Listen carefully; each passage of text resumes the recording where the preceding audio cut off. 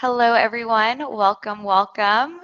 Super excited to dive into the content today and chat with our amazing panelists that we have today. But before we get started, I love to start things off with a quick icebreaker. I'm going to ask our amazing panelists today, what was your favorite memory of 2022, the summer of 2022, now that we're kind of heading into the fall? I'll start off with you, Conway, and then you can popcorn it over to the next person. Awesome. Thanks, Angelica. My favorite summer memory was probably just a few weeks ago when my family and I took our first true vacation since the pandemic started. Along with our two toddlers, we went to Hawaii and spent about a week there just to decompress. So that was a great way to wrap up the summer. Nice. Did you go surfing? I wish I had the tenacity and the physique to do that, but unfortunately not. The pandemic has not been kind to my body. Michelle, what about you?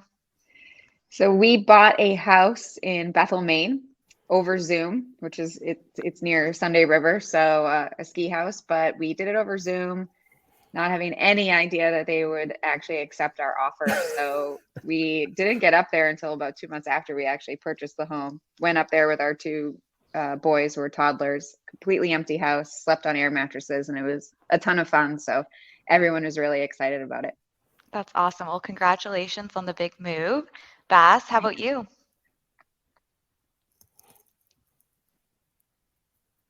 Oh, maybe Bass might is be having some audio problems. Audio problem. No worries. No worries.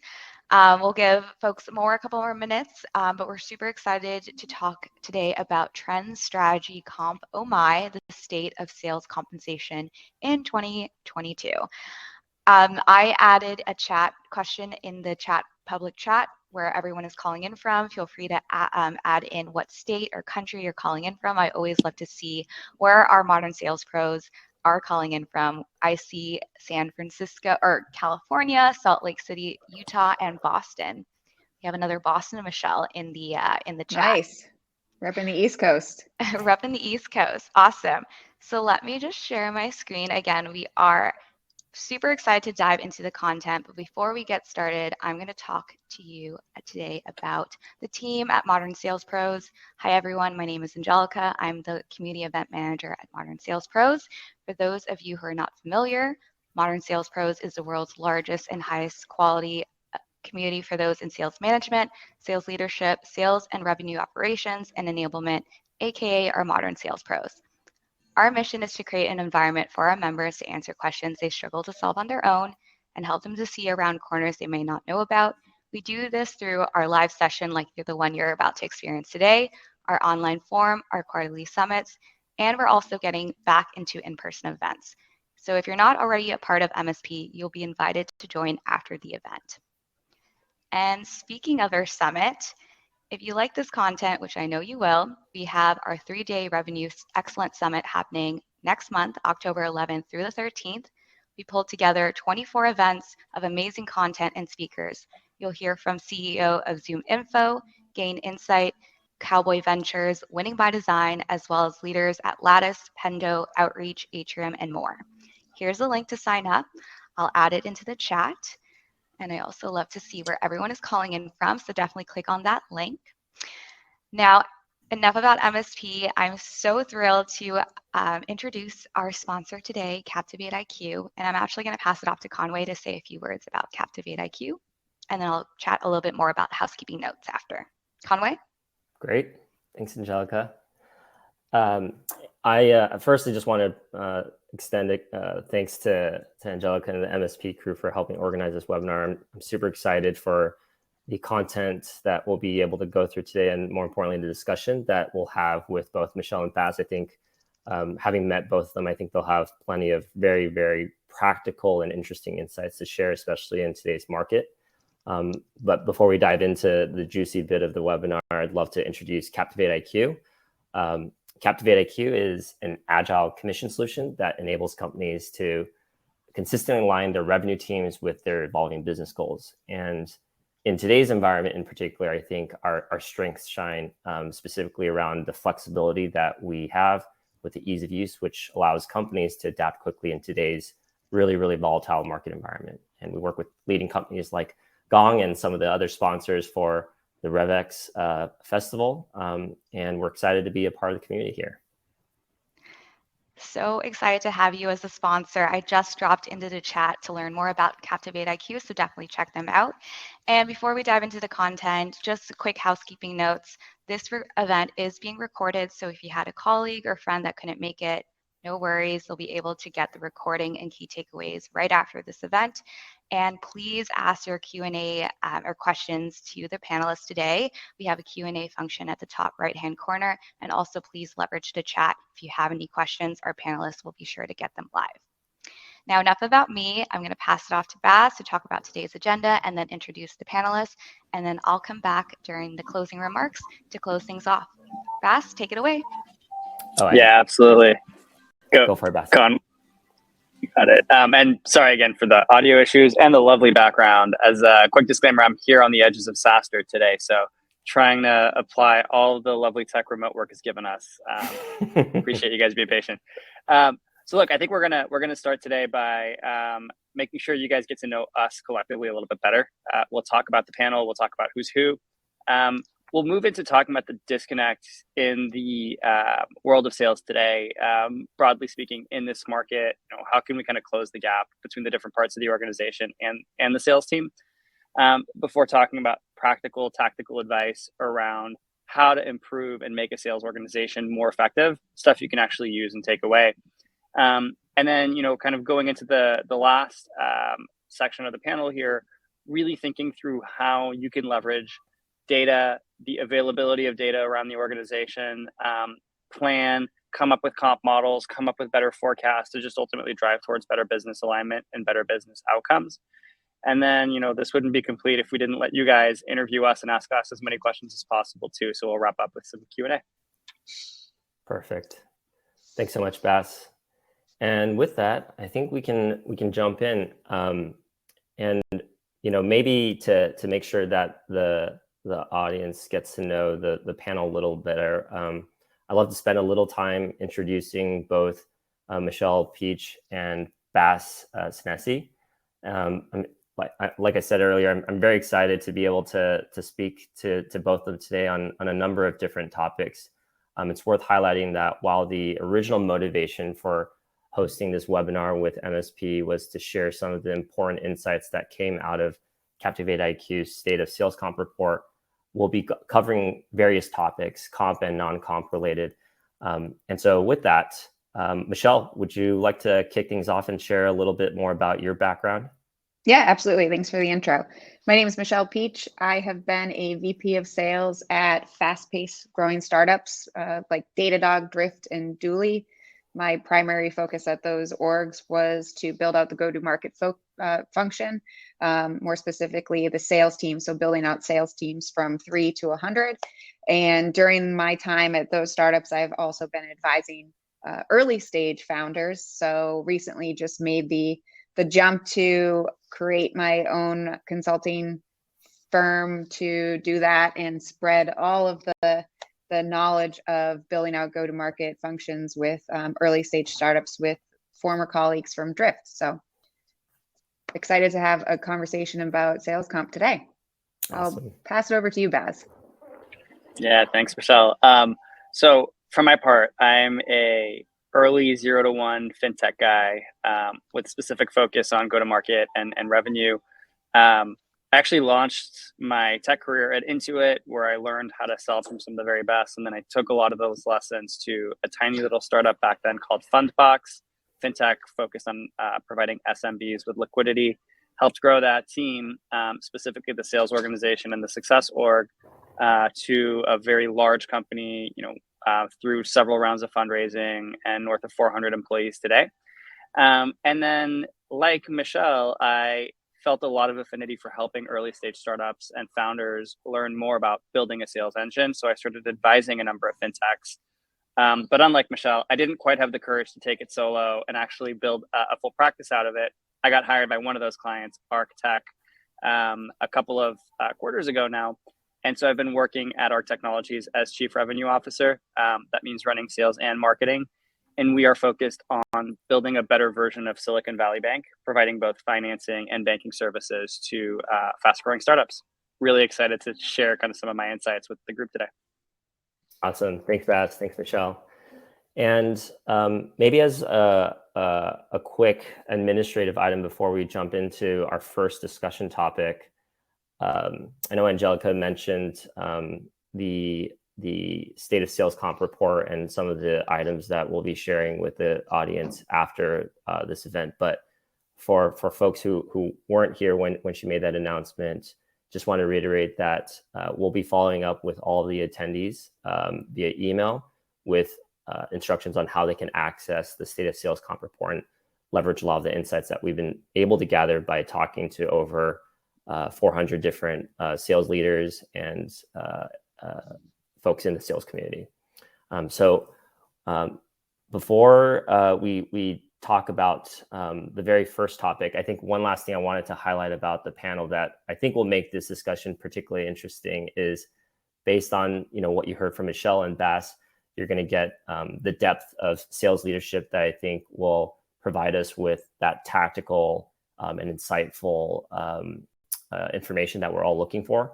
On the other hand, or on the other side of the table here, my background is largely in finance, and specifically sales finance, where I partner closely with sales and marketing teams. And so I think that'll be a productive and helpful dynamic in that we'll be able to see how different teams have been able to collaborate in a world where both finance and go-to-market have to work increasingly closely. With that, I wanted to tee up with our first discussion topic, which I'll quickly kind of summarize as what's on the minds of sales teams and sales leaders today, right? How are folks feeling, and how are they adapting in the face of this market? And the reason why I wanted to start with this topic is because I think everybody can acknowledge teams in small and large companies and this or that vertical, we've all been impacted in some shape or form this year. And I think everyone's probably grown a few more white hairs. And at least for Captivate IQ and the team that I work closely with, knowing that you're not alone can go a long way. It can give you peace of mind so that you can get back to work and focus on solving the problems. And so one of the first things I'd love to ask Michelle and Bas is, what are the biggest concerns you're hearing from sales teams and leaders today? And if applicable, how are those teams responding to those concerns? And I think it'll be a good, rich topic just to make sure that we can kind of build a little empathy around all of the topics that we cover today. So with that, Michelle, can you kick us off with your thoughts? Yeah, absolutely. So there's a lot of uncertainty on most sales reps right now. Are they going to hit numbers? Are their numbers attainable? And then that rolls up to the sales leadership team. And the sales leadership team is having the same conversations regarding compensation.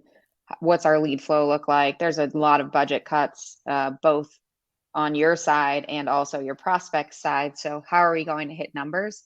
And it is a hot topic across a lot of sales leaders because the numbers are pretty high, and because a lot of people have not hit targets, the numbers are not getting lower. And that is actually causing a lot of hysteria across some sales teams because they don't know how they're going to get to their commission, right? How they're going to get to their goals. And it is pretty discouraging for some sales reps and sales leaders who just really don't see the light at the end of the tunnel today. So I think it's really important for sales leaders to have real, true conversations with C-level to turn around and have real conversations with their board and investors regarding, their numbers and what is actually doable based off of what you're seeing from top of funnel all the way down.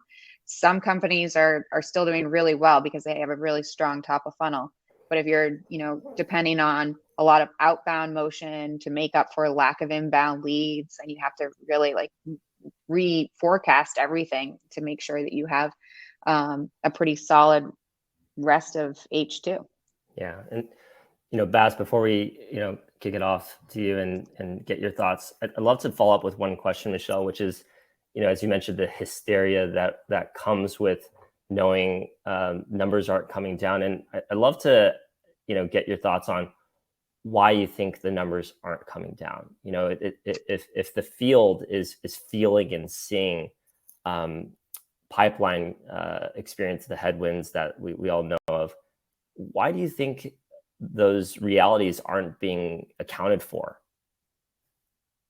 I think depending on the size of the organization and how much experience the founders and C-level have, I think it goes back to the reality.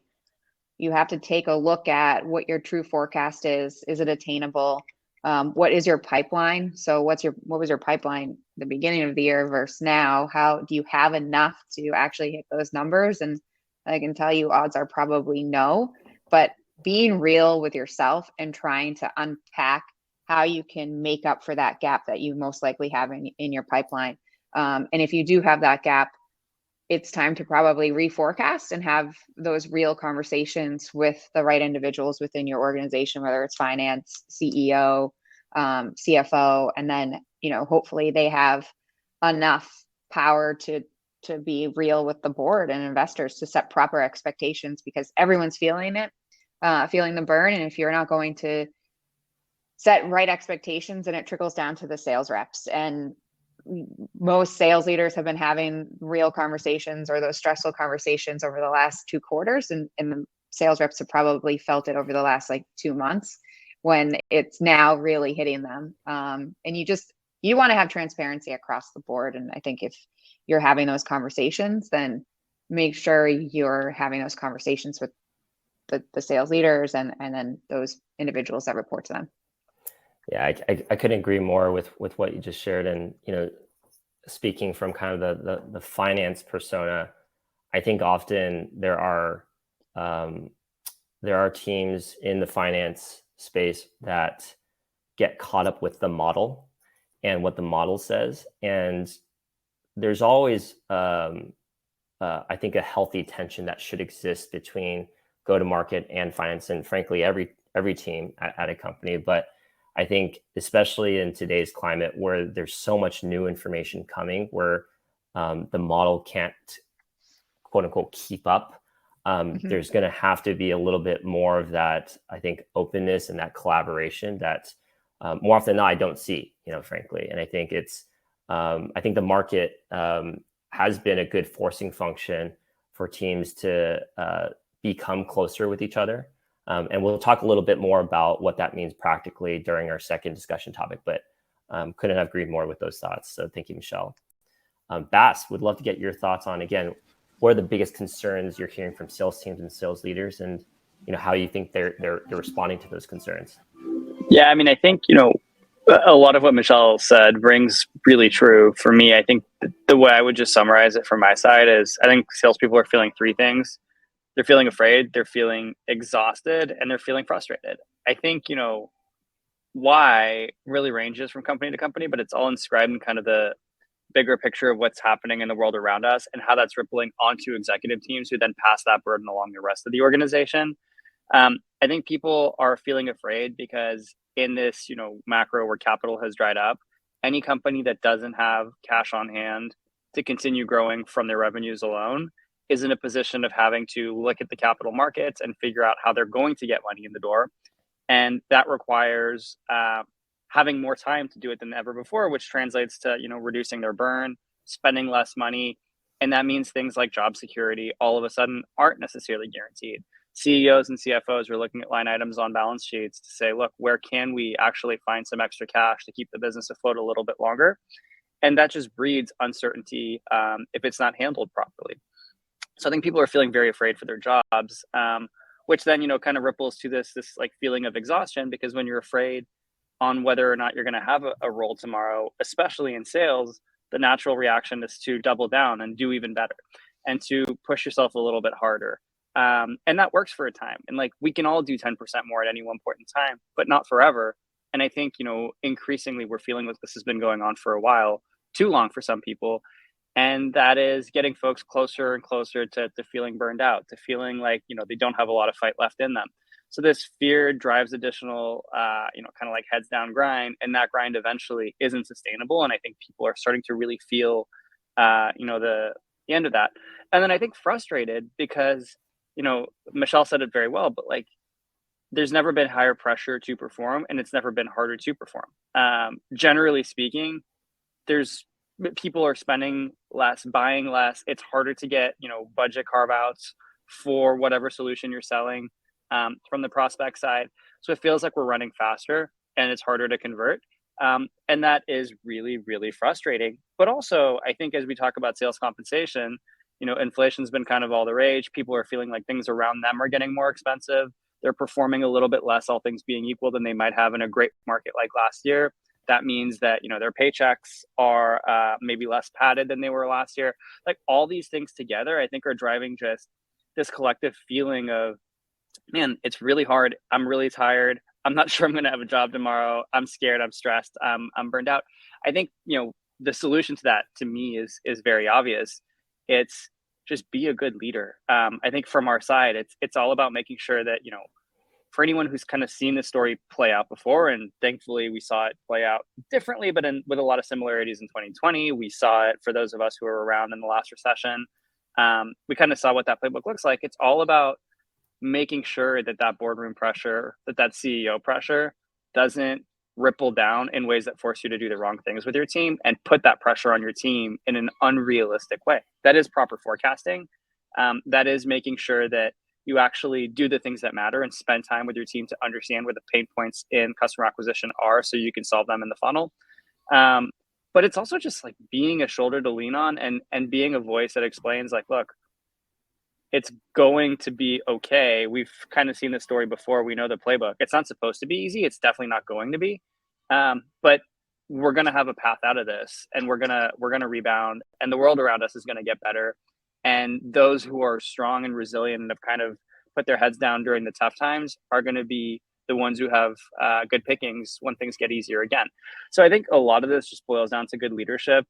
And Michelle said something to me that I've seen a lot of.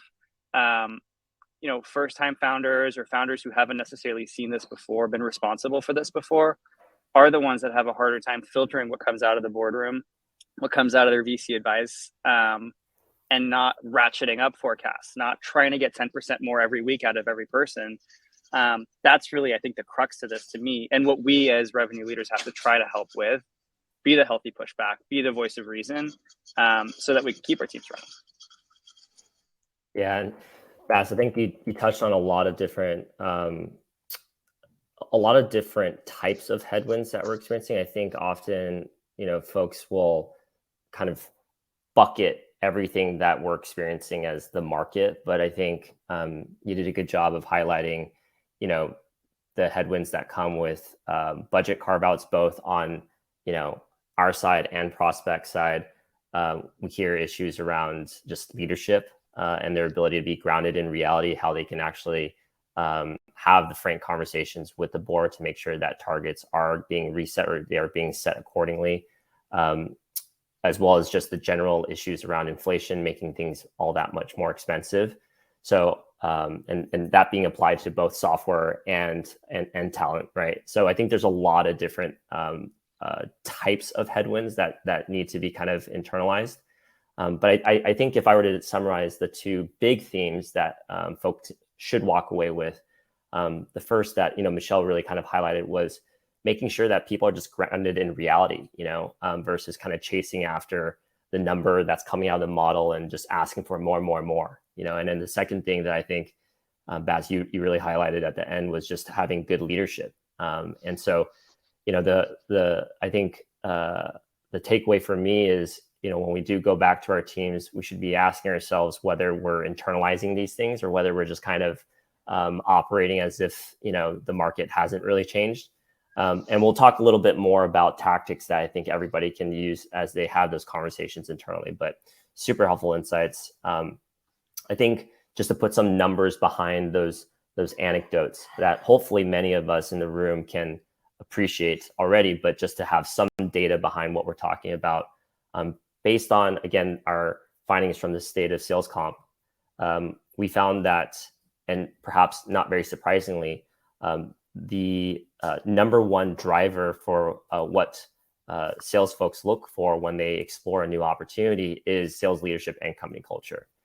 Again, perhaps not a very surprising thing, but it's important to kind of recognize that as much as comp is a big factor in all things around, the decision to explore a new opportunity, but that leadership and that company culture are still top of mind, and perhaps more top of mind given today's climate.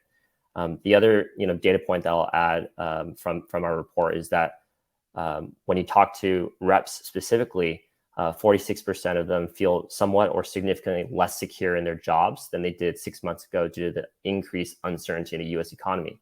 Again, perhaps not a surprising thing that you see in the field, but knowing that it's as high as almost half of all reps feeling that way might make you think twice about how you approach the way that we work with and the way that we set targets for reps.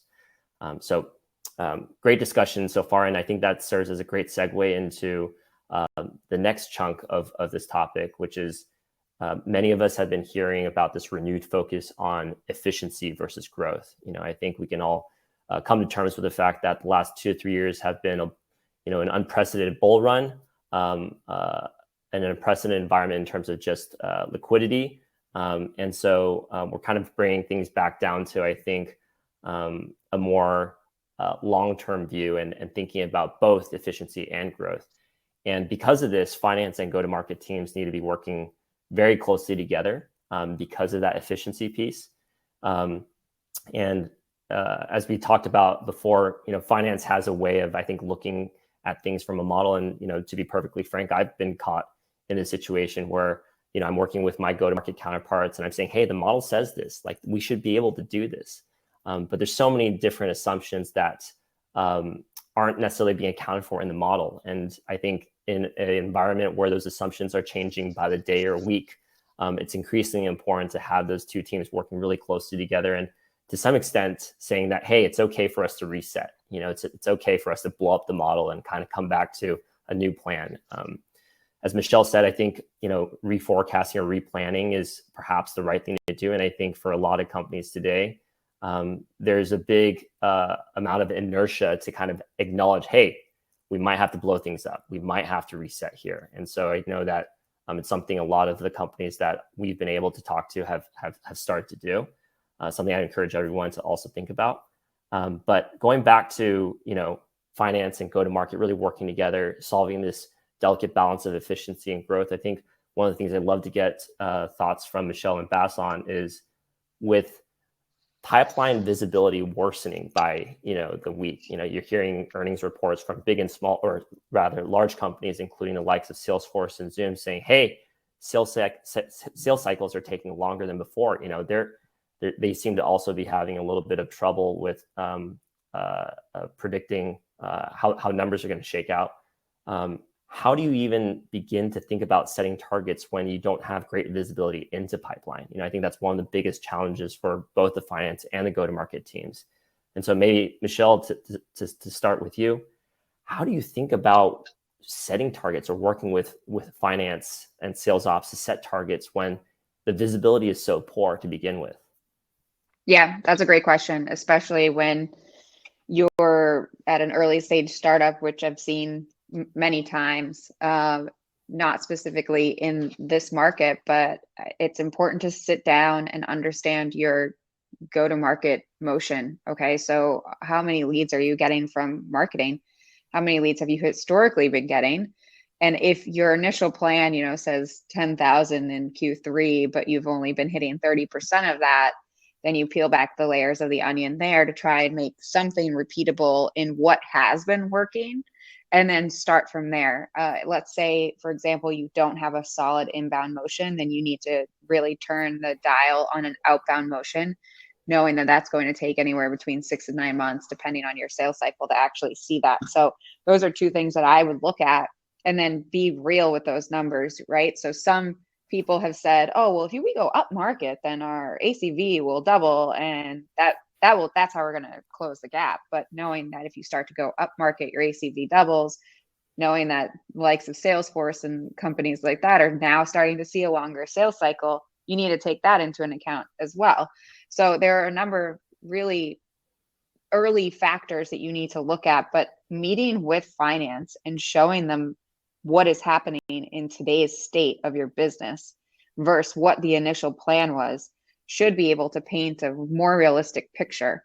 And then what today's state is, take it back a couple notches. So you're going to get as more realistic as possible, knowing that there are going to be a lot of ups and downs over the next 6 months.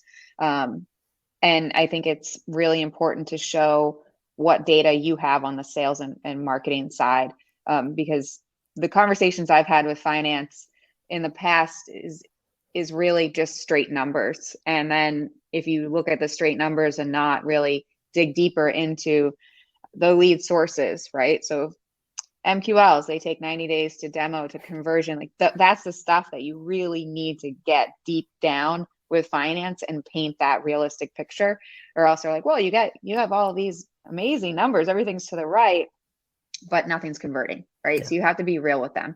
I suggest top of funnel, then look at your sales team capacity and what their creating pipeline and their conversions are. And then that's an indication of, do you unfortunately have to let some people go, or do you make a certain subset of reps, their process repeatable and roll that out to the team? So looking at each individual rep, their quota capacity, and then some of the deals that you currently have in your pipeline, and dig deeper there.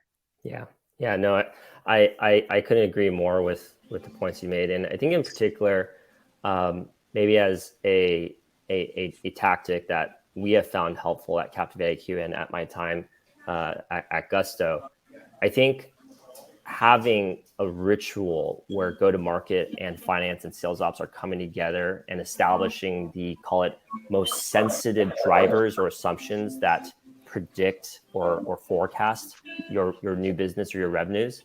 I think that is practically a very important thing that I don't see enough of. And I think when there's alignment on, hey, here are the 5 numbers or the 10 numbers that we need to regularly revisit, it creates a level of accountability for go-to-market to provide that information, certainly, but for finance to also be acknowledging, hey, we're seeing, the actuals really stray away from the assumptions in the model, right? And so, I think most folks will call this a budget versus actual kind of exercise, call it whatever you want. But I think that ritual is something that should exist. And if it does exist, should probably take place more frequently than it did before, given just how quickly things are moving. So absolutely. Yeah. I suggest meeting with sales, marketing, ops, and finance a couple of times a month and have a cadence where you're looking at specific metrics that that you could either, increase or decrease, that will be leading indicators of where you need to move the needle, not now, but long term. You should always be thinking more 3-6 months out. How is this going to impact your business? Most sales cycles are longer these days. So anything you do today isn't going to actually impact this month. Yeah. But having those conversations at least twice a month, and I can't stress this enough, early on, hire operations, so you can get that data in front of you. It could be minimal at first, but as long as you understand what those metrics are, you can start to build a solid model and a repeatable cadence with those individuals. Yeah, spot on. And we'll share I think a few things specifically related to why this is so important as it relates to comp in a minute. But before we do that, Bass, would love to get your thoughts on this as well. Yeah, I mean, I think Michelle covered a lot of ground there, but to me, I see 3 big things. Iterate on your model frequently, and that's, back to the back and forth between revenue and finance, making sure that you're calibrating based on the inputs that you get along the way regularly. Invest in the things that provide visibility. So, it's hard, especially at the early stage. It doesn't come naturally. It doesn't come easily. It requires deliberate focus on building that stuff out. And then I think finally, this is like the talk of the town these days, but make proportional investments based on expected value. It's not one size fits all, and having good unit economics means dialing your investments up or down based on the types of customers that you're going after, the segments of customers you're going after.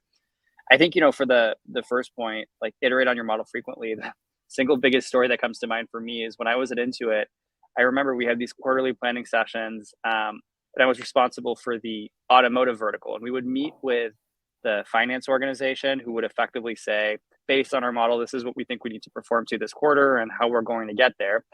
And we were looking at this giant model that said how many leads we had to consume to hit our revenue target. And somebody in the room stood up and said, hey, the number of leads that you're expecting us to perform to means that the total number of leads that we're going to need is greater than the total TAM for the space that we're going after. Like, what's wrong with this picture, right? And that was very eye-opening for me to say, look, like you're right. The spreadsheet exercise is great, but it has to be grounded in reality. So I think it's, set targets, yes, but then review them based on the lessons you learn along the way, especially at the early stage. Instead of drawing conclusions in a vacuum, feed information into your model as you get it and continue calibrating, which then gets to the second point, invest in visibility. On the one hand, that's the very practical stuff, like make sure your CRM tracks stuff that you want to track. Make sure that you have very basic things like, stage change dates, status change dates, so that you can understand things like sales cycle, so that you can understand conversion rates over time by cohort. But it's also the more ritualistic stuff, Conway, which I think you talk about. One thing I've done at every startup I've worked at, it's super low tech and basic, but it works so well. We have a giant spreadsheet where every row is a metric going from the very top of funnel, like very, very top, number of web visitors to the site, number of search impressions, all the way through the sales funnel, down to the success funnel, all the way down to unit economics, ARR, revenue per customer, so on and so forth.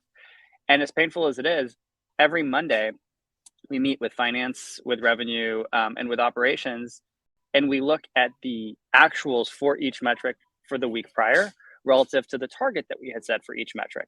Now, the targets are totally wrong, especially in the first 12 months of the business's life. But that's kind of the whole goal, right? It's to say, we thought we were going to do X, we didn't do X, why? And does it actually matter? Does that ripple down funnel or not? So that you start getting to a point where the more you do this, the more you're calibrating between your expected actuals and your, kind of initial forecast. That discipline is, to me, probably the single biggest, most important thing here. And the big takeaway is, like, if you're doing it quarterly, you're definitely behind the ball in good times and absolutely behind now. Do it weekly. Do it very frequently so that you can say, we thought we'd do X, we didn't, Y, and solve for it. Don't look back a month later and say, hey, we missed our goal. What are we going to do a month from now, right?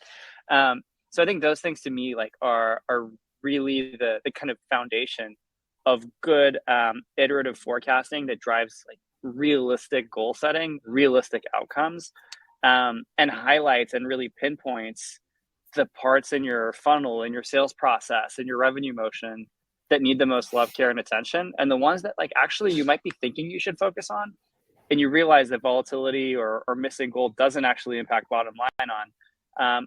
There's a lot of, like, really practical things I think revenue leaders can do today, and it doesn't require investing a ton of money and energy into tracking. It can actually be done pretty scrappily with a lot of elbow grease from the different parts of the business. Yeah, no, I thought those were really, really helpful points, and I think you said it well, Bas, when you highlighted invest in visibility. And in terms of the why of investing in visibility, it is to understand the why, right? So if we do see variance between a important, assumption in the model versus what we're seeing in the field, why? And I think what you'll frequently find is you'll get to a kind of level 2, level 3 understanding of the business, of the operations, and that will ultimately help the company be able to navigate things much more effectively. And so, as much as I think there's a lot of doom and gloom to feel and to think about, I think as a finance or as a finance persona, this is a very healthy forcing function, this environment that we're experiencing, because it forces you to understand the business a lot better, and understanding the business helps create better strategy. So I thought those were really, really helpful points there, Bas.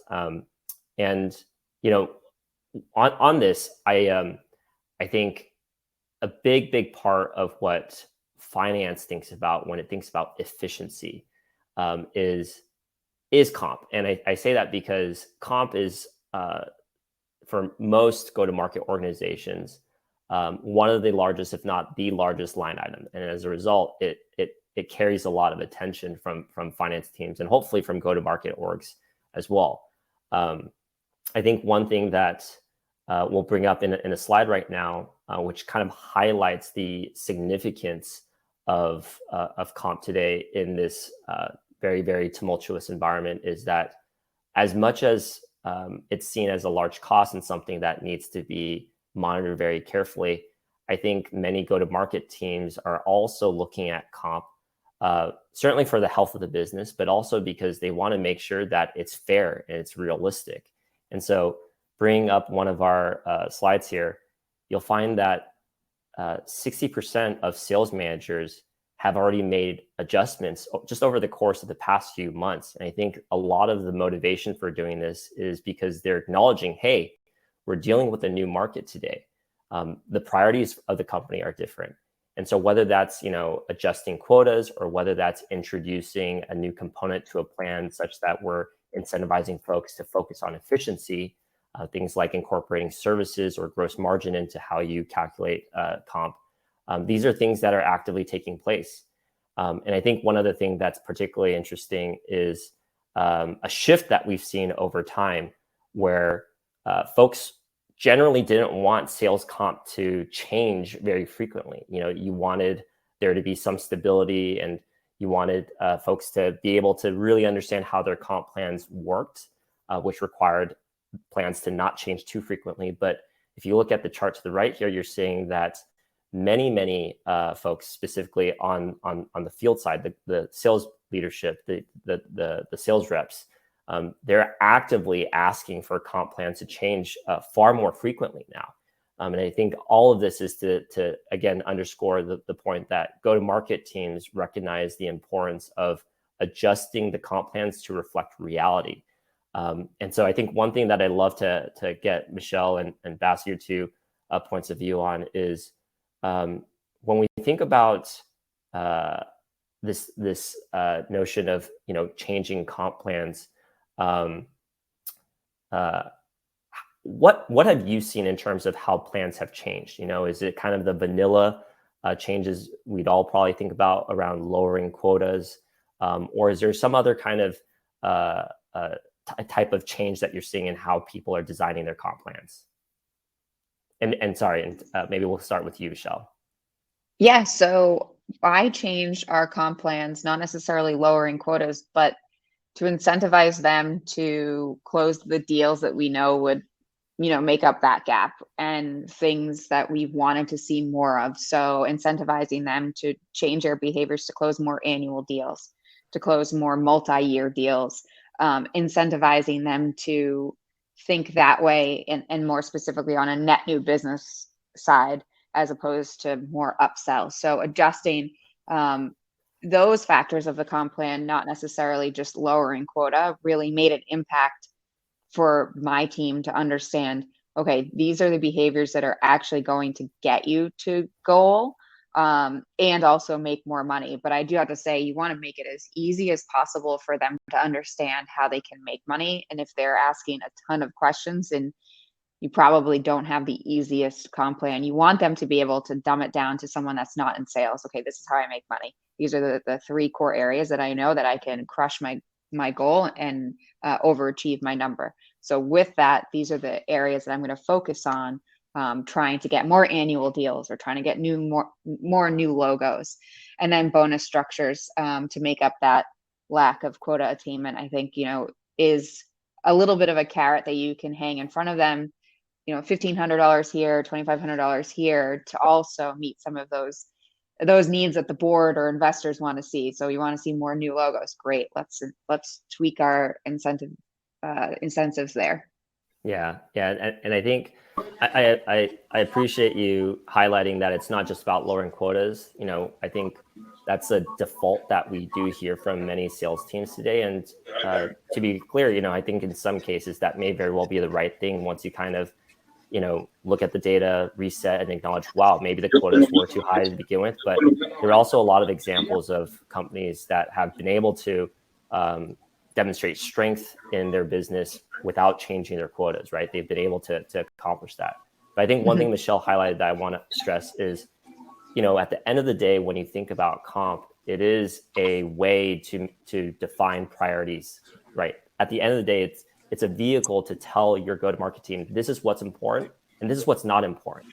And in today's climate, cash flow is a particularly important thing. And what we do see amongst a lot of our customers is that they are introducing components to their plans that incentivize people on payment schedules, so upfront or the multi-years. And I think that's another really, really helpful point. Another one, just to give the broader group here something to think about, is what a lot of commission folks call a hold and release plan. And it's also solving for cash flow, but in a somewhat different way, where if you're finding that collections are starting to take longer, perhaps the plan should involve a new component that releases the payment of commissions to your reps once something's been collected.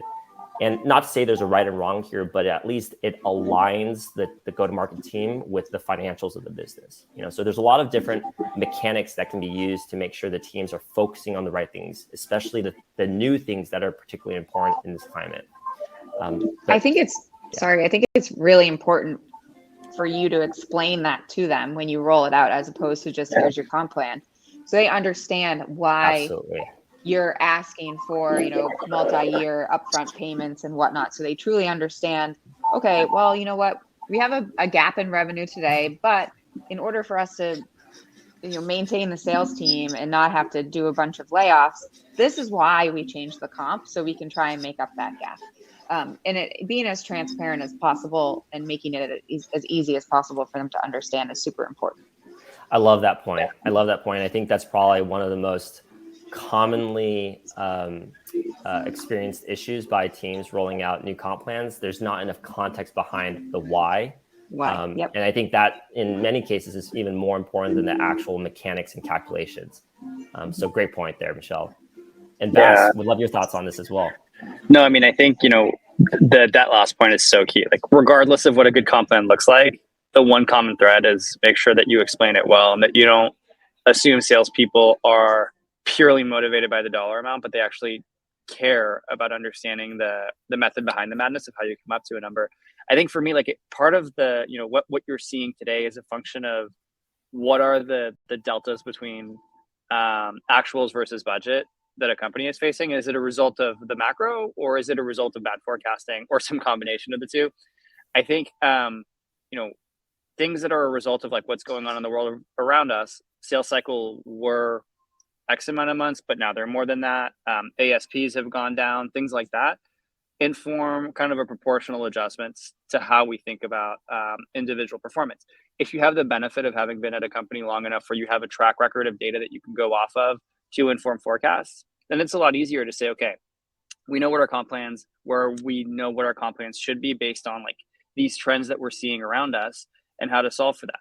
I think the bigger part that I see though is people at organizations where you were kind of just finding your footing on forecasting, and then all the stuff around us really changed the level of confidence we had in our collective forecasts, when we didn't even have great comp plans, great forecasts pre-built going into this craziness. And I think this just goes back to the common themes. The trends that I'm seeing are people are shifting away from longer term comp plans to shorter term comp plans in reaction to the fact that the world is evolving so quickly and buying behaviors are evolving so quickly that the things that we incentivize in our teams also is likely to change very quickly. And we need to reflect that in the plans that we put in front of them. Because I think, Conway, as you said, what's the goal of a comp plan? It's to drive alignment between what the business needs and what we want our sales teams to pursue. And ultimately, it's not just a headline number. It's different, parts of a particular company's financial performance that matter at different points in time, whether it's margin, whether it's cash flow, whether it's just top line revenue growth, whether it's number of logos. It's really important to clearly define what the objectives are for the business, not to pick too many of them, by the way, and then to build comp plans that drive towards the singular most important thing. I think the other point that I would also kind of stress is back to this very first, topic that we talked about, CEOs are under pressure and that can ripple across the organization. It's important to remember that salespeople don't control everything and that good comp plans are controllable as much as they are clear and simple. And so it's really tempting to just say, revenue goal. Great. Well, what if you're not in a role where you actually influence like final dollars collected? What if you don't have the tools and that stuff happens way deeper in the cycle than your particular team gets involved? So making sure that the team's comp plan itself is reflective of the stuff that they have control over. Now, that doesn't have to be perfect. You might not collect dollars, but you influence which kind of deals you put into the hopper in the first place. And so like, you need to make sure you're bringing in the right ones. But being mindful of, in trying to solve for simplicity, not getting so overly simple that you're incentivizing performance towards something that a rep has no control over. I think that's something I'm seeing more and more like nuance around. What do you control? Are we incentivizing that or not? How does that thing ladder up to the bigger objectives that we have as a company? So I think that's been really, really, important. And I will say like one final very practical point that I've seen, I'm not sure I'm a big fan of this. I've seen it done at a few companies, but this challenge of like, how do you come up with goals when you've never done it before, when you're so early stage that like this month looks nothing like the months prior and you have to kind of do it all from scratch. This like hybrid model of like, okay, here's the bottoms up. We think this is what we should be doing kind of model. And a component of the comp plan is built on that. And then this other idea of like, look, maybe instead of what we think the model should inform as far as performance goes, what if we just ask like our tip of the spear salespeople, what is actually realistic? And the way that portion of the comp plan works is by not having specific goals, but rather by having a pool of money, a pot of money where, call it like first, second, and third place get a certain percentage of that pot. And so there's an incentive to be top of the leaderboard in that particular compensation like component, so that like your sales team is telling you what the bar can and should be. Instead of me saying it's 5 deals or 7 deals or X amount of $1 million a year, it's look, if you come in first, you get 30%, 40%, 60% of the pot. What does first look like? Now, that's, I go back to my comment of like, I'm not sure I love it because it creates very obvious perverse incentives, but I've seen it be a really good shortcut for startups getting to a place where they understand like the delta between what the model suggests and what sales teams actually can do in a way that I see lead to pretty cool objectives. I think the key part there is like, you can't do that forever and frankly for too long, but it can be an interesting subcomponent of a plan that helps you kind of drive a little bit more clarity around like actual realistic outcomes. Yeah, no, I love that example. And I think, it's never a one size fits all. And I think everything has a shelf life to it. I think perhaps the theme that I've seen, which kind of speaks to that example, is we've seen people get much more creative, and frankly, for better and worse, in how they think about comp plans in the short term. But I think the reality is, it's I think important for there to be change, because keeping with the old plans is, it's not acknowledging the reality of things. So whether it's doing something like the pool example that you just described, Bas, or introducing a more, call it, straightforward component like what Michelle highlighted around incentivizing off upfront payments or multi-years. I think the bigger point is that, hey, recognize that there's a lot of different levers that you can explore through your comp plan, which will ultimately align the company or the go-to-market teams more effectively with the business. Michelle, I don't know if you had additional thoughts. I think I saw you moving your lips. Yeah, I just think it's really important. You mentioned acknowledging reality, and Baz mentioned, asking the sales team, which a lot of sales leaders don't do. They roll out a comp plan or some outrageous goal, not actually understanding what the sales rep's day in the life looks like. What are these conversations that they're having with prospects? Listen to those calls, meet with your team, get on their level. That will help you understand, what's attainable, what is actually going to motivate them outside of just rolling out a plan and not actually speaking with your team. Yeah, 100%. And I was just doing a quick time check here. I know we only have 5 minutes. The conversation's been super, super insightful. I'm certainly walking away with a few things that I want to talk to my teams about, but in the spirit of making sure that we loop in the broader audience and answer some of their questions, I'm going to our Q&A section right now. And starting from the very top, from Eric: in an era of the Great Resignation, is it time to move away from systemic over-goaling at the IC level? Rep total quota 10 to 20% higher than company goal.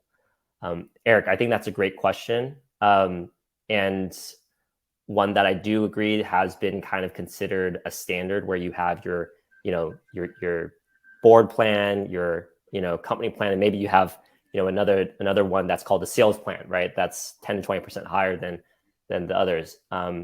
Michelle, Bass, any thoughts on that? Yeah, I mean, I think before you said that last sentence, my initial reaction was like, why does that exist? And it's because you never want to overpromise and underdeliver to the people that are putting money into the business. And so you have this kind of like laddering up of goals. I think that just drives from like lack of confidence and ability to perform to plans, that drives the need for over indexing on overperformance. I think it also reflects the reality that like goals are typically set in a way where you don't expect people to actually perform to them. And so you have to make up for that with your top 20%. And that says a lot about, just, again, back to this inaccurate forecasting kind of world. I wish I had a better answer on like how to get there. I think that the reality is, as we move into a world where we have more availability of data and better experience in forecasting, and a better understanding of like the world around us and how it impacts that forecast, we should be moving towards a world where there's a smaller delta between goals and actuals. And as we do that, it should probably make it very true that we don't need to consistently overgoal. So I will say, like, from my side, that is absolutely where we should end up. I think what's holding us back from that is poor ability to properly forecast. And that's really the crux of what we have to resolve in order to get there. Michelle, any thoughts? No, I absolutely agree. I think it's the C-level and their ability to communicate properly of what's realistic, and then the proper forecasting. But I think we have a lot to change with the entire relationship between like the VC's board and C-level before we start to move away from that. And just to that comment, I think for all the challenge that we're going through now, there's never been more of a reckoning of the role that equity investors and cap table members like have with the operational like parts of the company. Like, we talk to CEOs all day long who have been so incredibly disillusioned by their experience working with VCs in the past couple of quarters, that there is now this like whole new generation of founders and business leaders who have a whole new like level of talent as it relates to working with those folks. So I actually think that, as hard as all this is, it is helping kind of the broader ecosystem move in a much better direction. Agreed. Absolutely. Yep. Next up, we have a question from Craig. What are your thoughts on return on sales as a bonus objective for the entire organization? Bass, you want to start? Yeah, I mean, look, I think to some strange degree, that's becoming more and more common practice at companies that consider themselves PLG, where like the goal is, in order for customers to turn into dollars of revenue, you have to build the most delightful possible product experience such that like you have the least level of drop off possible. I think the reason that we're seeing that there is because product, dev, and all other parts of the business then have some sort of feeling of ownership around driving improvements in what is otherwise considered like this tangential sales funnel. So I don't know about that as a tactic. I don't know that I've seen it done like super well necessarily. I think more systematically, it's about like having the sales like team not just be this thing that lives on an island, but having the entire business have a degree of ownership, visibility, and feeling of ownership around improving funnel conversion rates. It's not just a sales problem if prospects aren't converting, if signups aren't converting. It's an everybody problem. I like it. I don't know how you do it exactly, but I think it makes a lot of sense. Michelle, anything else to add to that? No, I absolutely agree. Great. And Craig, when you look at larger organizations, there are a lot of bonus plans that do apply to everyone outside of go-to-market, depending on the revenue goals or the new business goals. If those goals are met, generally, many parts of the organization will benefit from that. So that is something that has been, I think, applied, but I think the devil's in the details. You need to really think about the level of influence that people have. And so getting to a level of granularity where somebody can associate the bonus with something that they can actually influence, I think that's probably the trickier thing to do. Next question here is from Samantha. What about a higher fixed salary? Would that create more at ease feeling? And she added here, higher fixed, lower variable for clarification. I'll just quickly add one stat that's in our report that you can take a closer look at, Samantha. But what we found is that of the sales teams that have a higher proportion of their comp in variable today, they actually want even more variable. And those that have less variable want less variable. And so I think it really depends on the audience and the people that you're trying to serve. But with that, I know we're running a little over. Michelle, Bass, any quick thoughts before we hand it back to Angelica? So I think, look, like back to, sorry to sound like a lawyer on this, but I think you're right. It depends. Like the bottom line is, it's not about what portion of the money is being paid out from which bucket. It's a question of like, how much are you taking home? And then how often are you taking it home, right? So I think the trend that I'm seeing is towards more frequent payout rather than less, so that you're smoothing out income and cash flow for folks. And then it's about better and better forecasting so that the delta between OTE and actual shrinks. I think regardless of where it comes from, what matters is like your W-2 number at the end of the day. And so solving for like proportion of one versus the other is a tactic, but I think the bigger question is like good forecasting and more frequent payout. Yeah, +1 on the more frequent payout for sure, especially in today's world. Awesome. I know we have Angelica back here, and I just want to, personally express my gratitude for all the, again, practical and important things that Michelle and Bass shared that hopefully the group can take back to their teams and find some benefit from. The last thing that I want to kind of share is that, again, as much as I think there's a lot of pain and uneasiness right now amongst our teams, the one thing that I would encourage everyone to think about is thinking about this opportunity, this market, as a time to build a healthy business. And there's one saying that one of our investors shared, which is that growth can cover a lot of problems. And the tide is coming in right now, and it's exposing those problems. And I think that's a good thing. I think it's highlighting the things that we need to fix if we are to focus on building a successful, healthy, enduring business. So with that, again, thank you to everybody for attending this, and Michelle, Bass, for, again, all the wonderful insights. With that, Angelica, I'll leave it to you. Yeah, thank you so much for ending on a positive note. It is a very scary topic in a lot of leaders' mind, but thank you for ending it in a very positive note to our audience. And thank you everyone for attending. Thank you, Michelle, Bass, and Conway for this great discussion. Again, the key takeaways, the recording, and Captivate IQ's awesome slide deck that Conway shared today will be shared on our website shortly at the end of the day as well. Please check out our upcoming events and stay safe, and we'll see you all at the next event, everyone. Thank you. Thanks, guys.